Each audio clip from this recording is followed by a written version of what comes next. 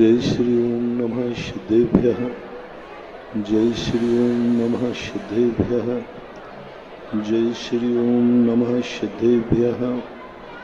सर्वमंगलमांगल्यं सर्वकल्याणकारकं प्रधानं सर्वधर्माणां जैनं जयतु शासनं।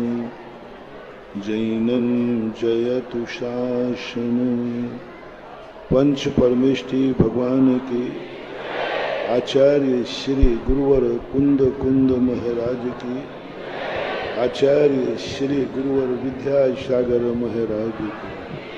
बोलिए परम पूज्य जगत पूज्य निर्यापक श्रवण मुनि पुंगव श्री सदासागर जी महाराज की, समस्त आचार्य संघ की। सारे संसार में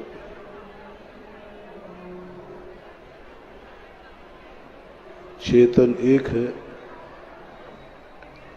अचेतन पांच है। बहुमत अचेतन का है, जड़ का है, चेतन एक है। संख्या की अपेक्षा में देखा जाए तो अचेतन की जो संख्या है वो बहुत ज्यादा है।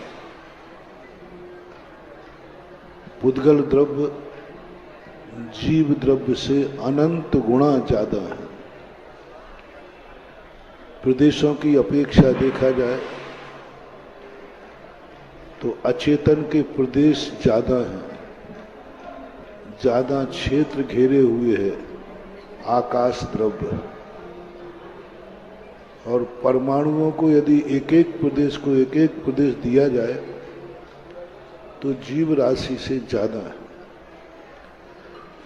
ये सब कुछ ज्यादा होते हुए भी जीव राशि अचेतन राशि से कम होकर के भी सबसे बड़ी विशेषता है। जब शक्ति का परीक्षण किया गया तो सारे अचेतन द्रव्यों की अपेक्षा जीव द्रव्य की शक्ति अनंत गुणी है। सारे द्रव्यों के जब गुण देखे गए तो सभी द्रव्यों में गुण जितने पाए गए उनमें एक गुण अथवा दो गुण जीव द्रव्य में ज्यादा पाए गए। सभी द्रव्य सामान्य गुणों को लेकर सभी द्रव्य हैं, लेकिन दर्शन और ज्ञान गुण जीव द्रव्य में अलग है। इसे हम ज्ञायक कहते हैं।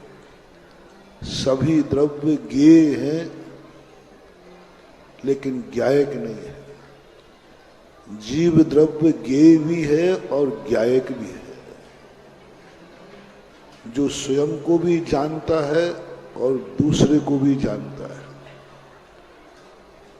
स्वयं दूसरे का कैसा उपकार करना ये भी जानता है और दूसरे से उपकार कैसे कराना ये भी जानता है।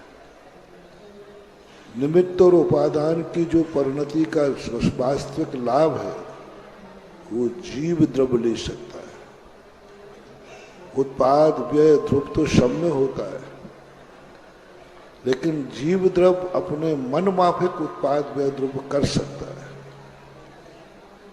संस्कार किसी अन्य द्रव्य में कोई संस्कार नहीं होता। कोई भी द्रव्य स्वयं संस्कारित नहीं होता और किसी भी द्रव्य की संस्कृति नहीं होती। संस्कारवान कोई होता है तो वो मात्र एक जीव द्रव्य है। यदि स्वयं जीव द्रव्य संस्कारवान हो जाए तो वो अचेतन को भी संस्कारवान बना देता है। अचेतन माटी भी मंगल कलश बनाने की शक्ति माटी में नहीं है।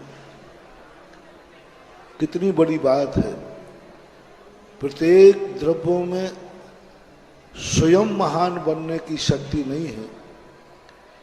यदि जीव द्रव्य की कृपा हो जाए तो माटी भी मंगल कलश बन जाती है, पाषाण भी भगवान की मूर्ति बन जाता है, जल भी गंधोदक बन जाता है, फल भी पूजा की थाली में पहुंच जाता है। सारे जितने जड़ पदार्थ हैं, जीव द्रव्य की यदि कृपा हो जाए तो, यानी जीव द्रव्य को ये गॉड गिफ्ट मिली है कि तुम चाहो तो किसी अचेतन को भी तुम चेतन बना सकते हो और चेतन से भी द्वारा पुजवा सकते हो। लेकिन जीव द्रव्य को स्वयं पहले संस्कारवान होना पड़ता है, और जब जीव द्रव्य संस्कारवान होता है तो उसके पीछे चलने वाले जीव उस संस्कार को संस्कृति का रूप दे देते हैं। मैंने कल परसों आते ही कहा था, धर्म और संस्कृति में अंतर है। धर्म व्यक्तिगत होता है, जो आत्मा की पर्याय होती है। संस्कृति व्यक्ति के बाद होती है, चले जाने के बाद।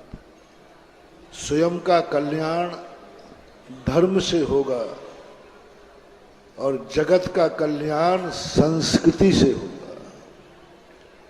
धर्म से जगत का कल्याण नहीं होता, धर्म से अपनी आत्मा का कल्याण होता है। निज शक्ति जागरण के सूत्रों में हम बता चुके हैं विगत दिनों में।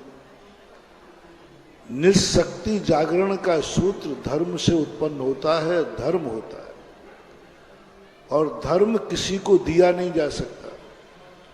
धर्म एक आत्मा की पर्याय है जो धर्मात्मा के साथ ही रहती है। न धर्मो धार्मिक कई बिना, कोई कितना भी चाहे धर्म एक दूसरे को नहीं दे सकते, कितना भी करे धूल नहीं तो कोई दे ही नहीं सकता। साधु कितना भी करे अपने चरण दूसरे को नहीं दे सकता, क्योंकि चरणों में धर्म है।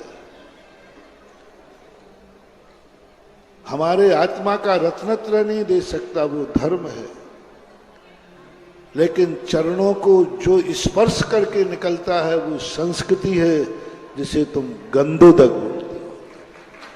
साधु के चरण नहीं ले सकते, साधु के चरणों से संस्कारित गंधोदक ले सकते।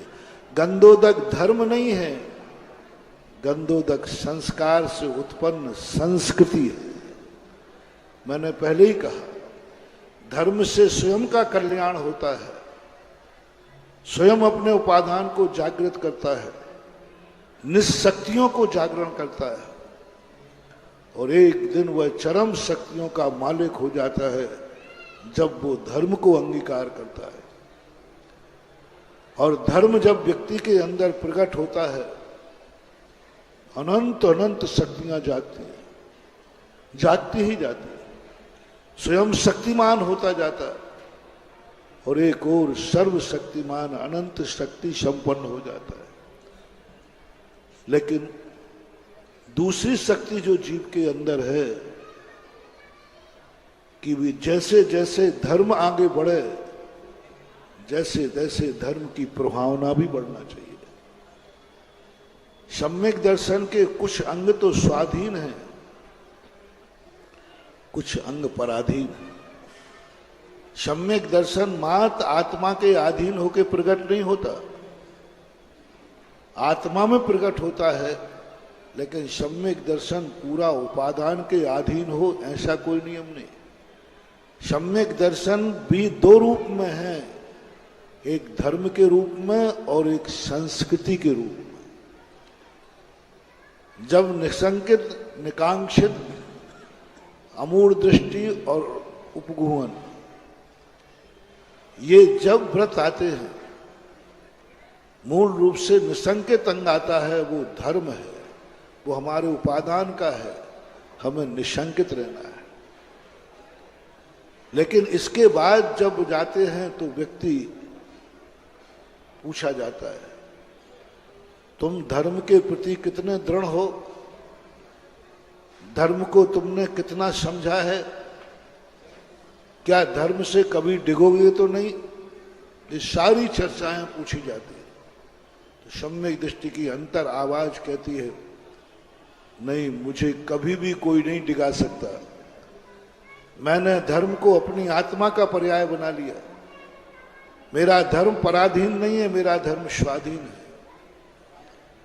जैसे ये घोषणा सम्यक दृष्टि करता है, तुरंत बोले थोड़ा बाहर देखो। बोले क्या देखो? कह दिया ना कि मैं अंतर्दृष्टि हूं, सम्यक दृष्टि हूं, निसंकेत हूं, कभी भी मेरा धर्म नहीं डिगेगा, मैं धर्म को नहीं छोड़ूंगा, क्योंकि मैं सदा अपनी आत्मा पर निगरानी रखूंगा, मैं अपने उपयोग पर निगरानी रखूंगा, मेरी क्रियाएं निगरानी पूर्वक होंगी। हम जागृत मना है, अप्य दीपो भव। मैंने अपने ज्ञान को, स्वयं को देखने का दीपक बना लिया है। मेरी ज्ञान चेतना हमेशा चेतना रूप में रहेगी। मैं होश में जीऊंगा, होश में चलूंगा, होश में सोऊंगा, सब कुछ होश पूर्वक करूंगा। जैन दर्शन कहता है, इतने मात्र से तुम सम्यक दृष्टि नहीं हो जाओगे। इतने मात्र से तुम्हारा सम्यक दर्शन पूर्ण नहीं होगा। तुम थोड़ा आंख खोलो, तुम थोड़ा कान खोलो, तुम इस दुनिया को देखो। ये दुनिया तुम्हें कैसी लग रही है? अरे भाई, मैं आत्मा कैसी लग रही है मैं देख चुका हूं। मेरी आत्मा बहुत अच्छी लग रही है, बहुत बढ़िया आत्मा है, मेरे आत्मा का वैभव है, मेरे आत्मा का स्वरूप है, अनंत ज्ञायक स्वरूपी हूं, मेरी आत्मा बहुत अच्छी लग रही है। जैन दर्शन कहता है, ये तो मैंने सुन लिया, ये तो सबको अपना चेहरा अच्छा लगता है, हैं? काला कुबड़ा व्यक्ति भी दर्पण देखता है, वो भी दर्पण में देख के यूं करता है। गलत तो नहीं बोल रहा हूं? काला कुबड़ा, अंधा, काना, लूला, नाक कटी हो, कान कटे हो, वो भी दर्पण में देख के एक बार तो मुंह,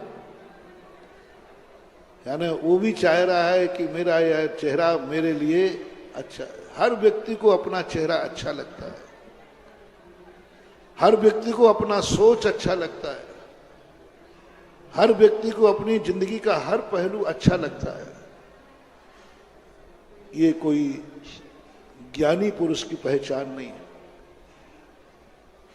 संसारी व्यक्ति को अपना शरीर अच्छा लगता है, कैसा भी हो, उसको भी वो सजाता है, उसको भी वो सुरक्षित करता है। तुम्हें आत्मा अच्छी लग रही है, तुम्हें अपना आत्मा का वैभव दिख रहा है कि मैं अच्छा हूं, बहुत अच्छा हूं, मेरा ज्ञान अच्छा, मेरा ध्यान अच्छा, मेरा चारित्र अच्छा, मेरा सब कुछ अच्छा है, द्रव्य अच्छा, गुण अच्छा, पर्याय अच्छा। इसमें मुझे संदेह है कि तुम धर्मात्मा हो कि नहीं। बहुत बड़ी बात है। ये खोज पूज्यवर समंत्रभद्र महाराज ने, पूज्यवर कुंदकुंद महाराज ने सबसे पहले सारे जगत में, क्योंकि हर व्यक्ति अपने आत्मा के वैभव में लीन होने की बात सोचता है और सम्यक दृष्टि घोषित करना चाहता है। जैन दर्शन ने कहा, थोड़ा आंख खोल के देखो, ये दुनिया कैसी है, जो दिख रहा है वो कैसा है। बोले ये तो सब गंदा है, हर वस्तु गंदी है, हर वस्तु बेकार है। जैन दर्शन कहता है, तुम्हें अभी सम्यक दर्शन नहीं हुआ, क्योंकि तुम स्वयं से तो घृणा कर नहीं रहे हो, सारे जगत से घृणा कर रहे हो। इनमें कोई गुणवान लोग में उनसे भी घृणा कर रहे हो। तुम्हें बाहर का सब वैभव में घृणा हो रही, बाहर का सब वैभव में तुम घृणा कर रहे हो। तुम सम्यक दृष्टि नहीं हो सकते। जैसा तुम्हें अपनी आत्मा का स्वरूप सुंदर दिख रहा है, ऐसे सारे जगत की आत्माएं सुंदर दृष्टिगोचर हो जाए, तो तुम निर्विचिकित्सा अंग के धारी हो जाओ।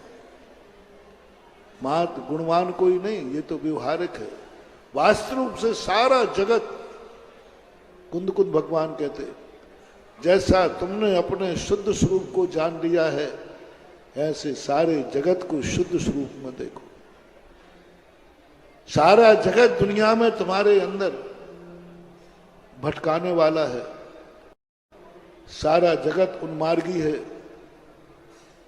क्या तुम्हारा मन तो नहीं ललच रहा है उस उन्मार्ग पे जाने का? है तो तुम्हारा उद्गूहन अंग, अमूढ़ दृष्टि अंग नहीं है। क्या दुनिया में तुम्हें दोष दिख रहे हैं, तो क्या उन दोषों को तुम अपने ज्ञान के माध्यम से ढक सकते हो? क्या उस दोष में भी तुम्हें गुण नजर आ सकता है? ज्ञान में आ रहा है, इंद्रियों में आ रहा है दोष, और ज्ञान में आ रहा है गुण। दृष्टि में आ रहा है कि ये जहर है, और ज्ञान में आ रहा है कि जहर नहीं, ये औषधि है। जहर भी औषधि होती है, उस पर लिखा है जहर है। सारी दुनिया कह रही जहर है, एक ज्ञानी पुरुष कह रहा है लाओ मुझे, ये तो औषधि है। धतूरा मात निषेध है, और ज्ञानी कहता है लाओ ये औषधि है। क्या सारी जगत के, सारी दुनिया की स्थितियां तुम्हें गुण रूप दिखने लगी हैं? क्या तुम अपना जो प्रसंग है, तुम जिस मार्ग पर चल रहे हो, तो तुम इतनी तेजी से दौड़ लगा रहे हो कि रास्ते में कोई गिर गया है तो क्या उसे भी उठाने का भाव कर रहे हो? रास्ते में कोई साथ चल रहा है तो क्या उसको भी साथ चलाने का भाव कर रहे हो? अंत में उन्होंने कहा जो तुमने पाया है, क्या वह सारे जगत को देना चाहते हो कि सारा जगत तुम्हारे जैसा बने? ये 7 अंगों ने संस्कृति का निर्माण कर दिया। धर्मात्मा व्यक्ति के लिए आदेश है कि तुम्हारे धर्म से यदि संस्कृति का निर्माण नहीं हुआ तो तुम्हारा धर्म तुम्हारे लिए कल्याणकारी नहीं हो सकता। तुम्हारे धर्म को देख करके यदि सामने वाले को कुछ नहीं मिला तो तुम अपना कल्याण नहीं कर सकते। इसलिए महावीर ने एक सूत्र दिया था, मात जियो नहीं जीने दो। तुम जिंदा हो यह धर्मात्मा की निशानी नहीं है, तुम जीवित हो यह धर्मात्मा की निशानी नहीं है।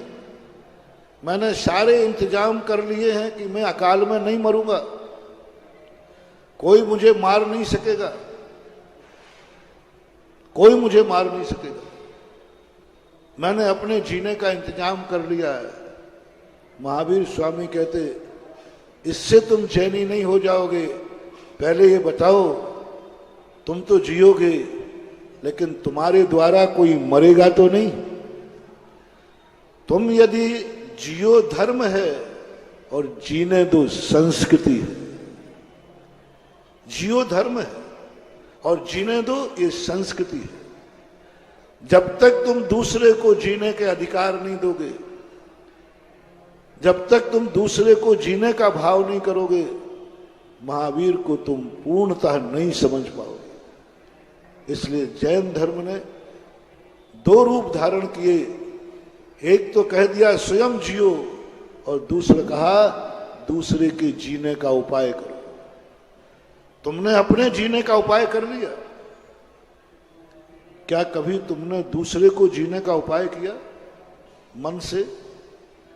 हमने ये तो बहुत बार सोचा कि मैं मर नहीं जाऊं, बहुत बार सोचा, हर व्यक्ति सोचता है। लेकिन धर्मात्मा वह है जो यह सोचता है कि मेरे द्वारा कोई दूसरा न मर जाए। बल्कि ज्यादा क्या सोचता है जो परम धर्मात्मा होते हैं, मैं भली स्वयं मर जाऊं तो मर जाऊं, लेकिन मेरे द्वारा दूसरे का मरण नहीं होना चाहिए।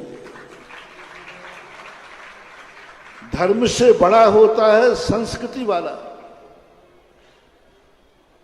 धर्मात्मा से बड़ा होता है संस्कृति का निर्माता।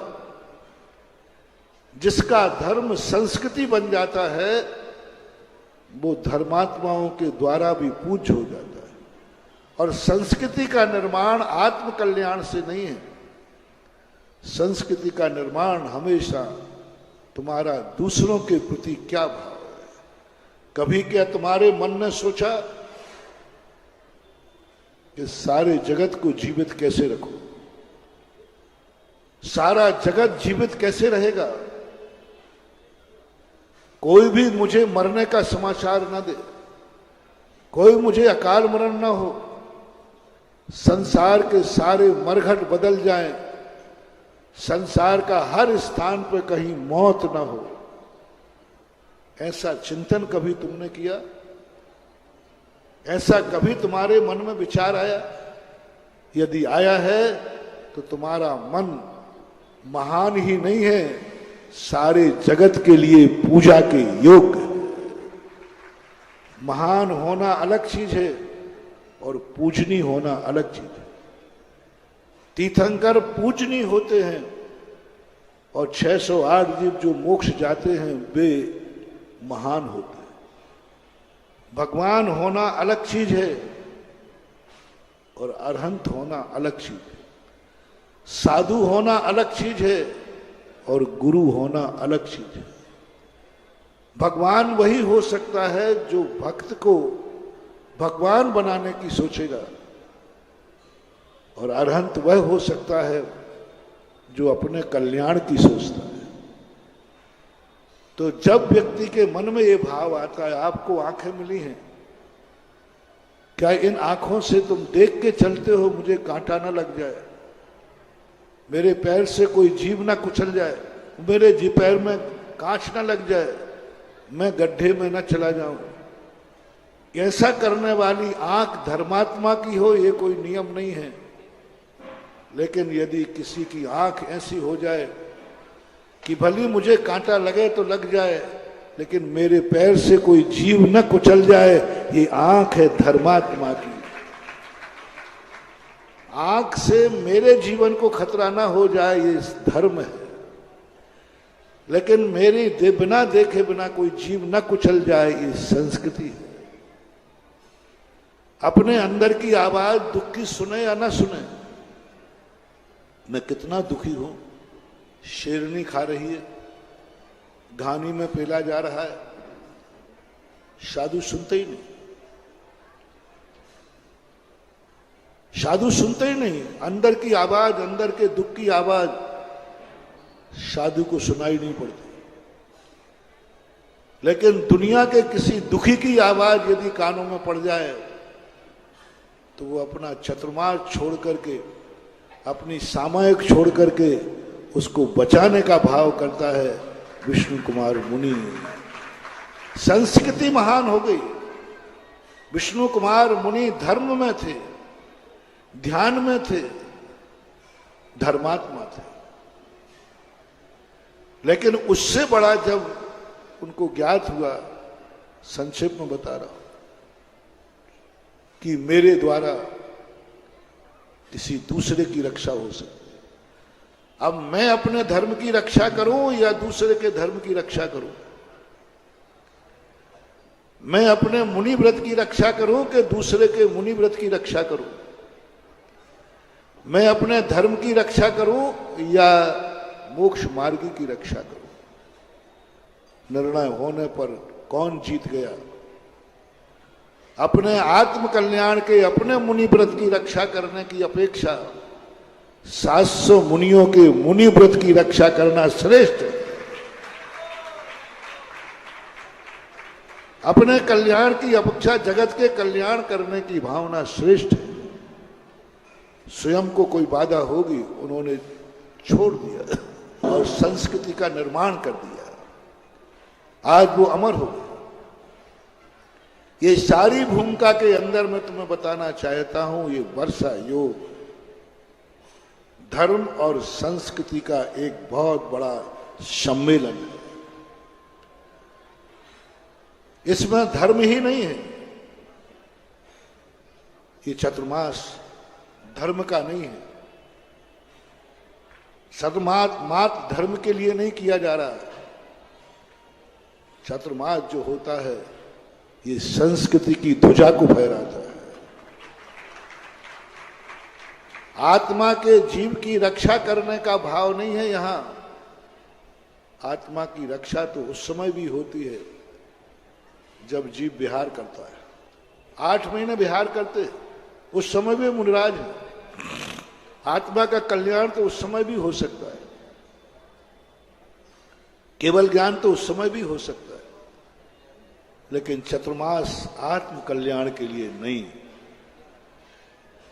आत्म कल्याण के लिए ही मात्र नहीं, उन्होंने कहा इससे जो आप विहार में करते हैं आत्म कल्याण, उससे भी बड़ा कल्याण हो सकता है तुम्हारा कि तुम चातुर्मास अपने लिए मत करो, चातुर्मास उनके लिए करो जो तुम्हारे पैर से कुचल सकते हैं, नाश हो सकते हैं। सामायिक के लिए चतुर्मास नहीं, ध्यान के लिए चतुर्मास नहीं। मैंने पहले ही कह दिया, ध्यान तो गर्मी में भी होता है, सर्दी में भी होता है। केवल ज्ञान तो गर्मी में भी हुए, सर्दी में भी हुए, बहुत लोगों को। चातुर्मास क्यों? चातुर्मास वो संस्कृति है जिसमें स्वयं नहीं, जीने की बात नहीं है, दूसरे को भी जीने दो। तुम चातुर्मास में विहार तो करोगे तो तुम तो जियोगे, तुम्हारी सामायिक भी अच्छी होगी, तुम्हारा प्रतिक्रमण भी अच्छा होगा, तुम्हारी वीतरागता भी अच्छी होगी, तुम्हारी निष्प्रहता भी अच्छी होगी, तुम हवाओं के समान सारी दुनिया में घूमते रहोगे। इस सबसे ज्यादा श्रेष्ठ है कि चातुर्मास में तुम अपने लिए मत बैठो, तुम दूसरों के लिए बैठो। क्योंकि तुम्हारा एक धर्म तो पल रहा है, तुम जी तो रहे हो, लेकिन चातुर्मास के अंदर तुम्हारी प्रवृत्ति से दूसरे लोग मर सकते हैं। तो ये चातुर्मास जो किया जा रहा है जीने के लिए नहीं, जीने दो के लिए किया जा रहा है। 8 महीने साधु जीता है, 4 महीने साधु जीने दो के लिए रुकता है। जब चलता है तो जीने के लिए चलता है। मैं साधु बना रहा हूं, निष्प्रही बना रहा हूं, निस्संग बना रहा हूं, लेकिन जब साधु रुका है चतुर्मास के लिए तो जीने दो के लिए रखा है कि मेरे द्वारा ऐसे तुच्छ जीव हैं, वो मर सकते हैं, उनको जीने दो। यह है संस्कृति, यह है जगत का कल्याण। और फिर दूसरा चतुर्मास उद्देश्य क्या है? चातुर्मास तो जंगल में भी हो सकता है, पेड़ के नीचे भी हो सकता है, लेकिन साधु की एक कमजोरी है। साधु की एक कमजोरी है, बहुत बड़ी कमजोरी पंचम काल के साधु की, कि वो जीने दो का सूत्र घनघोर जंगल में पेड़ के नीचे इसकी साधना नहीं कर पा रहा है। जीने की सिद्धि तो कर ली मैंने, जीने की सिद्धि तो कर ली मैंने, ना मैं कभी मन से मरूंगा, ना ज्ञान से मरूंगा, और ना मरने का कोई विचार है। जीने की सिद्धि कर ली, लेकिन जीने दो इसकी सिद्धि आज हमारे जीवन में बहुत कठिन हो रही है। इसलिए आज मोक्ष नहीं है, क्योंकि पूरे सूत्र की सिद्धि नहीं, आधा मंत्र सिद्ध है। आज आधा मंत्र सिद्ध है। हम प्राणों का घात नहीं करते, हम अपनी जिंदगी के लिए बहुत महत्वपूर्ण मानते हैं। एक एक क्षण जी रहे, एक एक क्षण जीने का आनंद ले रहे। मैं जीवित हूं, इसकी आनंद की अनुभूति हो रही है, लेकिन मोक्ष नहीं है, क्योंकि हम जीने दो को पूर्णता सिद्ध नहीं कर पा रहे।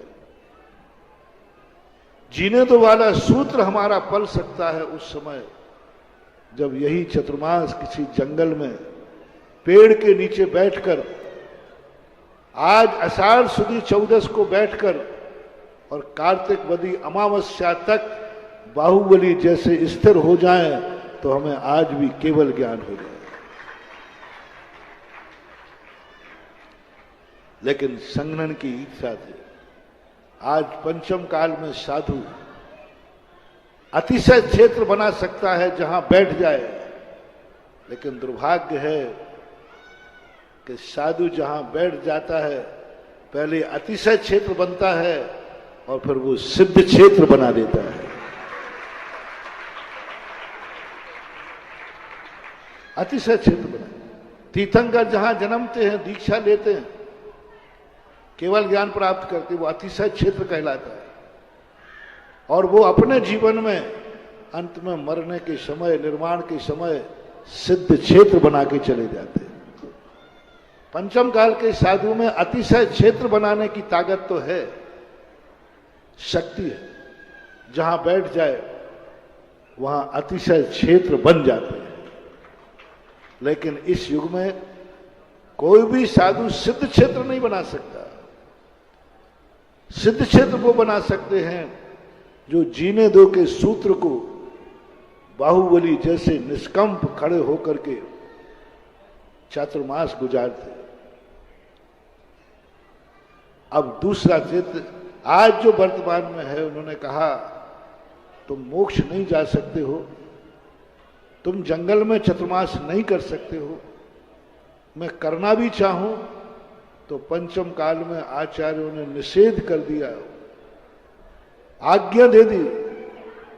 एक बार आचार्य जी से कहा था, बोले महाराज कभी कभी मन करता है आप भी चलो ना, अपन एक चतुर्मास जंगल में करते हैं हम लोग सब।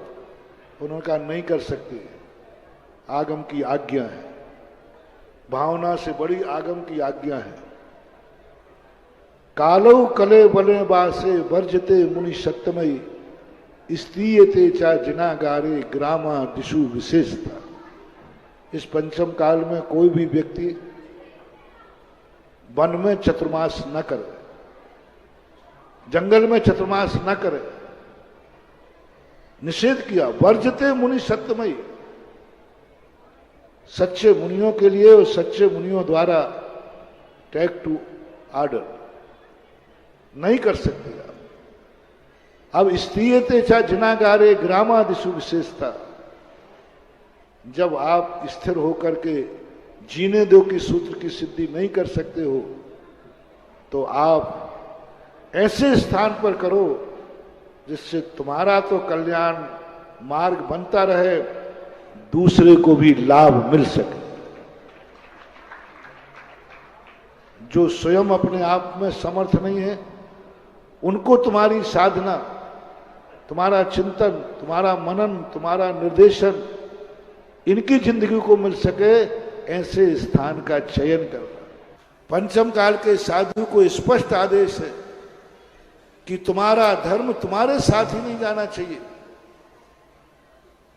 तुम्हारा धर्म तुम्हारे जाने के बाद भी दूसरों के लिए संस्कृति बन के आना चाहिए। आज के ये चतुर्मास समाज के बीच में होते। अब मेरा चतुर्मास, मेरा चतुर्मंगल कैसे होगा, मेरा चतुर्मास अच्छा कैसे निकलेगा, ये तो तुम्हारी किसी की भी जरूरत नहीं है, किसी की भी जरूरत नहीं। मेरा चतुर्मास कैसा निकलेगा, आप लोग एक भी चतुर्मास स्थापना पर ना आए। क्षेत्रपाल पूरा का पूरा हमारे हवाले कर दें, एक भी व्यक्ति अंदर ना आवे तो मेरा चतुर्मास सबसे ज्यादा ठाठ से और बाट से होगा। कोरोना में हुआ भी ऐसे, बहुत अच्छा हुआ, क्योंकि मेरे चतुर्मास की जो मांगलिकता है वो तुम्हारे अधीन नहीं है, मेरे खुद के अधीन है। मैं खुद अपना चतुर्मास मांगलिक बना लूंगा, मेरा चतुर्मास निर्विघ्न संपन्न होगा, उसमें तुम्हारी कोई जरूरत नहीं है, एक की भी जरूरत नहीं। कमेटी की भी जरूरत नहीं, समाज की भी जरूरत नहीं, किसी की भी जरूरत नहीं है। साधु का जो चतुर्मास करता है वो पराधीन नहीं होता, वो स्वाधीन होता है। साधु का चतुर्मास ग्रस्तों के अधीन नहीं है। मैंने पहले ही कहा, पहले साधु जंगल में एक पेड़ का चयन कर लेते थे, बैठ जाते थे, ना कोई समाज थी, ना चतुर्मास की श्रीफल चढ़ाना था, ना मंगल कलश चाहिए था, 9 बार नमोकार मंत्र पढ़ा, 5 भक्तियां पढ़ी, चतुर्मास हो गया। लेकिन आज चतुर्मास को 2 रूप देना है। एक तो धर्म का रूप देना है, मेरा चतुर्मास करना धर्म है।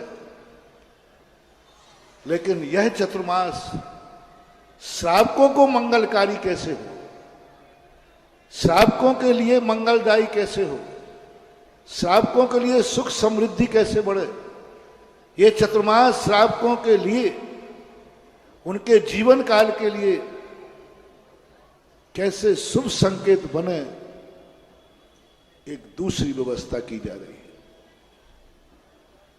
मुझे नहीं सोचना है, मैंने तो कह दिया कि मेरे तो चतुर्मास अतीत के उठा लो, सब ठाठ से हुए हैं, और भविष्य की घोषणा करता हूं, बाट से होंगे, यानी ठाठ और बाट से होते रहे हैं, होते रहेंगे। साधु की अवस्था सही है, व्यवस्थाओं की उसे जरूरत नहीं है। तो मैंने तो अपनी घोषणा कर दी और मेरे पास ताकत भी है। मैं अभी अपना संकल्प करूंगा और मैं अपने लिए दिवाली तक निश्चिंत हो जाऊंगा। उपसर्ग परिचय हमारे लिए बाधक नहीं है, वो तो हमारे लिए साधक हैं, उनको तो हमें जय करना है। लेकिन आपका चतुर्मास प्रश्न चिन्ह खड़ा कर रहा है। सुधा सागर का चतुर्मास नहीं, सारी दुनिया सुधा सागर का चतुर्मास नहीं देखेगी, सारी दुनिया देखेगी ललितपुर का चतुर्मास कैसा हो रहा है। सारी दुनिया की नजरें मेरे पे नहीं, मेरे तो सारी दुनिया जानती है। लेकिन अब सारी दुनिया क्या देखने आई है? मेरा चतुर्मास। क्यों हुक्म? हो हुक्म, चतुर्मास क्यों आया तू यहां पे? पिछले बार तेरे यहां चतुर्मास हुआ था कि नहीं चांदगढ़ी में? तो वही तो चतुर्मास है, क्यों बेफालतू समय खराब कर रहा है? वही चतुर्मास है, वही महाराज है। महाराज मैं आपका चतुर्मास देखने नहीं आया हूं, मैं ललितपुर का चतुर्मास देखने आया हूं। अभी अमित पड़रिया बोल रहा था, मैंने उसके जबलपुर में भी प्रवेश किया, हर गांव में प्रवेश करता हूं। लेकिन महाराज जी प्रवेश तो करते हो तो फिर पब्लिक क्यों आई? बोले ललितपुर का प्रवेश देखना है। वो यानी चर्चा साधु के प्रवेश की नहीं की अमित ने, साधु ने प्रवेश किया, इस पर एक शब्द नहीं बोला। ललितपुर के प्रवेश की चर्चा की। नाम किसका लिया उसने? मैं ललितपुरिया हूं कि मैं साधु? उसने ललितपुर के प्रवेश की चर्चा की, मेरे प्रवेश की चर्चा कर ही नहीं सकता, क्योंकि मैं तो जबलपुर में भी प्रवेश किया था, करता कैसे? लेकिन दृष्टि किस पे गई? ललितपुर का प्रवेश कैसा हुआ? दृष्टि सारे जगत की है, सारा जगत यहां आ रहा है, सारा जगत लाइव में देख रहा है, सारा जगत 4 महीने देखेगा। क्या देखेगा? सुधा सागर का चतुर्मास कैसे हो रहा है, पूज्य सागर का चतुर्मास कैसे हो रहा है, एलक शुल्लक का चतुर्मास कैसे हो रहा है? नहीं, सारी ये दुनिया देखेगी ललितपुर का चतुर्मास कैसा होगा। अब तुम अपने चतुर्मास का सगुन क्या है? तुम अपना चतुर्मास कैसे मांगलिक बनाओगे? कैसे बनाओगे कि ये चतुर्मास गिनीज बुक में नाम आ जाए? अंचल जी बोल रहे थे चतुर्मास को गिनीज बुक में लाऊंगा। इस चतुर्मास का प्रवेश गिनीज बुक में लाऊंगा। कैसे लाओगे? तुम्हारे पास क्या तुम्हारी ताकत है, क्या तुम्हारी शक्ति है, क्या तुम 4 महीने करोगे जिससे तुम्हारा चतुर्मास सफल हो जाए? मैंने तो बता दिया, मैं तो बहुत अच्छा स्वाध्याय करूंगा, सामायिक करूंगा, प्रतिक्रमण करूंगा, उपवास करूंगा, ध्यान साधना करूंगा, भक्तियां करूंगा, जो जो करूंगा सब मेरा तो घोषित है। और इतना सब कुछ करूंगा तो चतुर्मास मेरा अच्छा होगा ही। अब तुम्हारी घोषणा कर दो, तुम किस बल पे बोलते हो कि ललितपुर का चतुर्मास अच्छा होगा? सबूत चाहिए मुझे, ऐसे ही नहीं बातें बातें नहीं, सबूत चाहिए। जैसे मैंने सबूत दिया है कि मैं चातुर्मास में ये करूंगा और ये करने से मेरा चतुर्मास सफल होगा, होता आया है, हो रहा है और आगे भी होगा। अब आपके लिए जो दृष्टिकोण दे रहा हूं विचारणी है ललितपुर समाज को। आप पूरी समाज ये सोचे मेरा चतुर्मास, ललितपुर का चतुर्मास कैसे ऐतिहासिक बने, कैसे मंगलदायी बने, कैसे सगुन मले। ये चतुर्मास घर घर में खुशहाली देने वाला बने, हर चेहरे पर मुस्कान देने वाला बने, हर घर में हरियाली करने वाला बने, हर घर में मंगल ही मंगल बने। ऐसा करने के लिए क्या करना पड़ेगा कि हर घर में मंगल हो, हर घर में खुशहाली हो, हर घर में सुख समृद्धि हो, हर घर में एक ऐसा वातावरण बने कि ये चतुर्मास की उनको ऐसी खुशहाली बने कि जब से चतुर्मास हुआ है हमारी तो जिंदगी, वो कहते ना, जब से मिला है गुरु दरबार मेरी तो किस्मत बदल गई यार। ऐसे कहते हैं। और वे कौन कहते? चांदी चांदी चांदी चांदी हो गई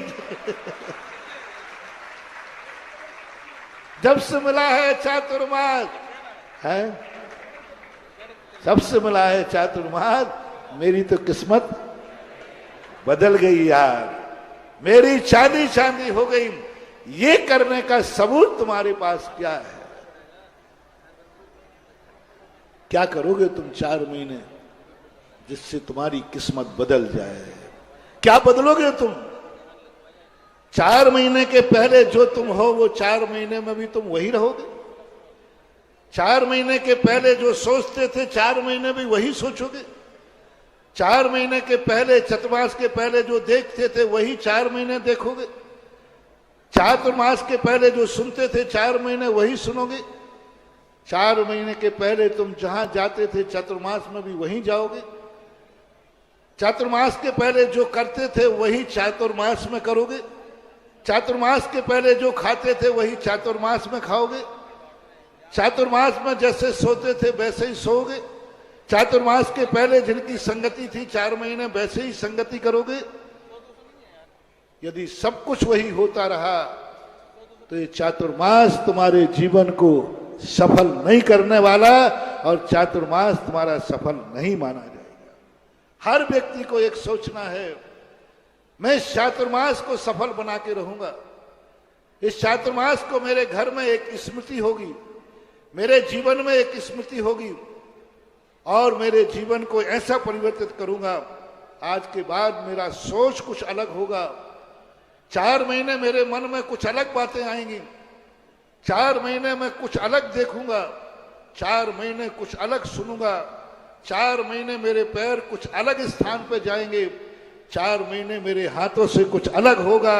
4 महीने मेरी भोजन की थाली में कुछ अलग भोजन होगा, अलग खाना होगा। कुछ करना है अपने जीवन को एक ऐसा कि चातुर्मास में कुछ कहें, कोई पूछे चातुर्मास में क्या चल रहा है, तुम कह सको कि चातुर्मास में मेरा यह चल रहा है। कोई पूछे चातुर्मास मिला तुम्हें, चातुर्मास महाराज का मिला, तुम्हारी जिंदगी के लिए क्या हुआ, तो तुम गर्व से कह सको मेरे मन में 4 महीने चतुर्मास जब से हुआ बुरे विचार आना बंद हो गए। क्योंकि मुझे बुरे विचारों का समय ही नहीं मिलता, क्योंकि दिन भर शुभ विचार कानों में गूंजते रहते हैं। मैं बुरा देखता था, मेरा बुरा देखना बंद हो गया, क्योंकि 4 महीने में कुछ बुरा दिखने का समय ही नहीं मिलता। मेरे कान बुराइयां सुनते थे, आजकल मेरे कानों ने बुराइयां सुनना मिल गई, क्योंकि दिन भर हमें कुछ ना कुछ सुबह से शाम तक गुरु महाराजों के द्वारा कुछ ना कुछ सुनने को मिल रहा है। इसलिए कानों ने बुरा सुनना बंद कर दिया, आंखों ने बुरा देखना बंद कर दिया, बोलने का समय ही नहीं मिलता। 24 घंटे महाराज के सामने रहता हूं, तो जो मुंह से बुरा बोलता था वो भी बोलना बंद हो गया। अब तो बोलता है तो जय जय गुरुदेव। पैरों में जो यहां वहां घूमते थे, दिन भर यहां वहां भटकते थे, अब मेरे पैरों ने बुरे स्थान पर जाना बंद कर दिया। अब तो घर से जब बाहर पैर निकलता है तो सीधा क्षेत्रपाल जी पहुंचता है, इसलिए पैरों ने बुरे स्थान पर जाना छोड़ दिया। इन हाथों से मेरे से कुछ बुरा हो जाता था, लेकिन आजकल कुछ बुरा होते ही नहीं। सुबह अभिषेक करता हूं, शांति धारा करता हूं, प्रवचन सुनता हूं, आहार देता हूं, अच्छा हो रहा है। अब कुछ बुरा हो ही नहीं रहा। पहले भोजन की थालियों में कुछ गंदा खा लेता था, अभक्ष खा लेता था, लेकिन इस चतुर्मास में मेरे सबसे बड़ी हुई कि मेरी थाली ऐसी हो गई जैसे महाराज की अंजलि का भोजन हो गया। भी गुरु महाराज स्टेज पर होंगे, संघ का कोई साधु स्टेज पर होगा, उस समय हम पंडाल में होंगे, ये नियम है।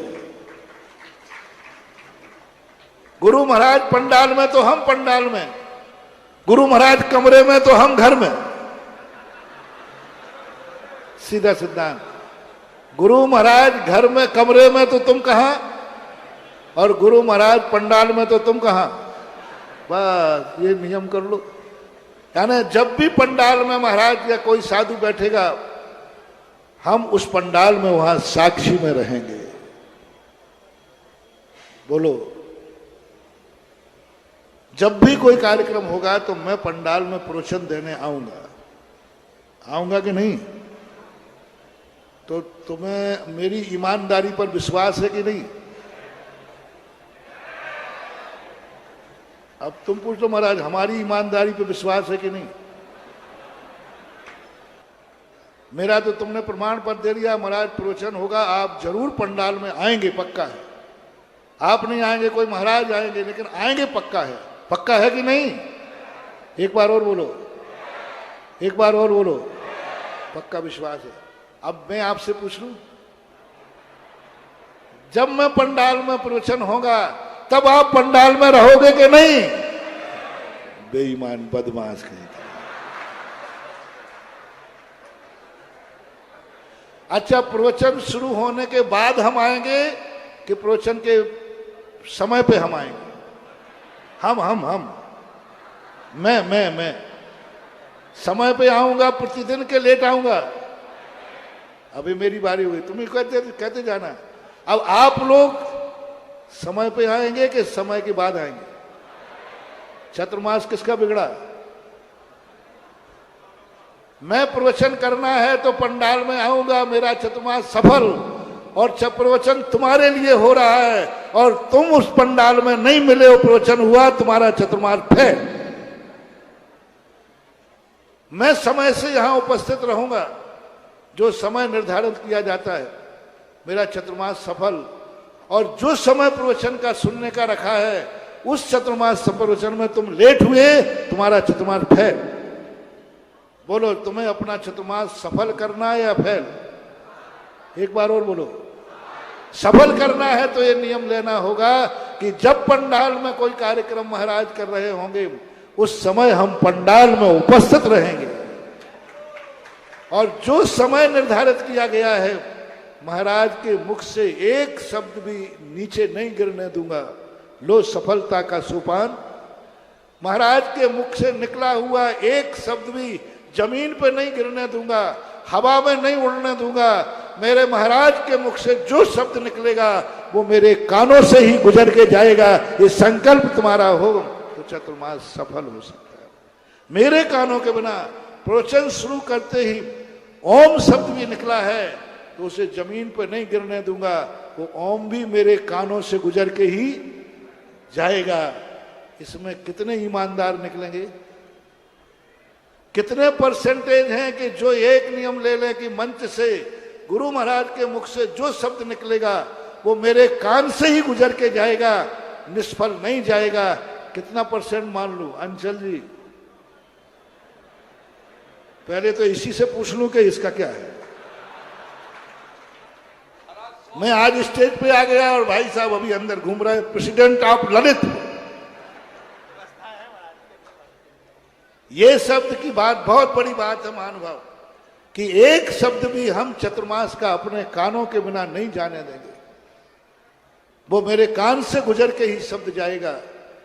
समझ लेना तुम्हारा चतुर्मास गिनीज बुक में आ गया। अब जितने परसेंटेज लोग ये नियम पालेंगे उतने नंबर आएगा। 33% पालेंगे तो 33, और 23% पालेंगे तो 10 नंबर में ग्रेस में मिला दूंगा। कितने परसेंट लोग हैं जो ये सोचे कि चतुर्मास ललितपुर का सफल करना है, तो महाराज के मुख से निकला हुआ हर शब्द मेरे कान से होकर निकलेगा। चतुर्मास क्या, सारे विश्व के अतीत के चतुर्मास सब सेकंड हो जाएंगे और ललितपुर का चतुर्मास फर्स्ट हो जाएगा। मात्र एक संकल्प से कि स्टेज से जो भी आवाज गूंजेगी वो मेरे कान से होके जाएगी। बस इतना सा नियम लेना है, बड़ा नियम नहीं है। हाँ, मंजूर है। तुम्हारा क्या भरोसा तुम लोगों का, तुम तो अग्नि की साक्षी खाकर कहते हो मंजूर है और बाद में लड़ाई झगड़ा करने लग जाते हो। लेकिन फिर भी मेरा कहना है कि एक खबर के स्टेज से जो आवाज गूंजेगी, जो व्यक्ति ये संकल्प करे वो मेरे कान से गुजर के जाएगी। इतने से मंत्र से ही आपका चतुर्मास अमित पड़रिया के लिए हर चतुर्मास में कहने का मौका मिल जाएगा कि चतुर्मास हो तो कैसा हो, अभी नहीं दिवाली वगैरह हो।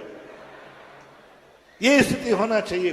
और अब ऐसा होना चाहिए कि ललित परिवार का चतुर्मास हुआ था, ललितपुर के किसी जैनी के घर में आज से दिवाली तक कम से कम रात्रि भोजन नहीं होना चाहिए। पूरी ललितपुर समाज के लिए टेक टू ऑर्डर।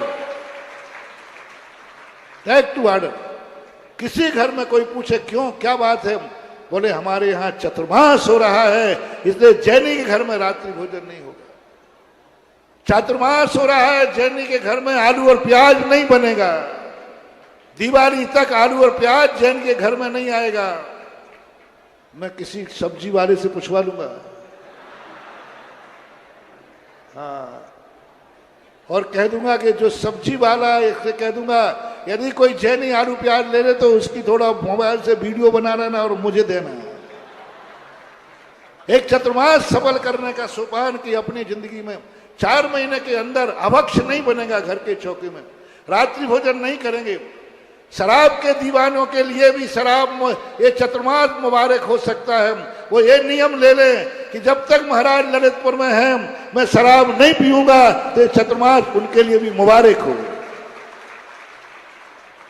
गुटखे के दीवाने ये नियम ले लें कि जब तक महाराज ललितपुर में हैं हम गुटखा नहीं खाएंगे, तो उनके लिए भी। और ये ध्यान रख लेना, यदि चतुर्मास में तुमने गुटखा खाया और चतुर्मास शराब पी तो नियम से तुम्हें कैंसर होगा ही होगा।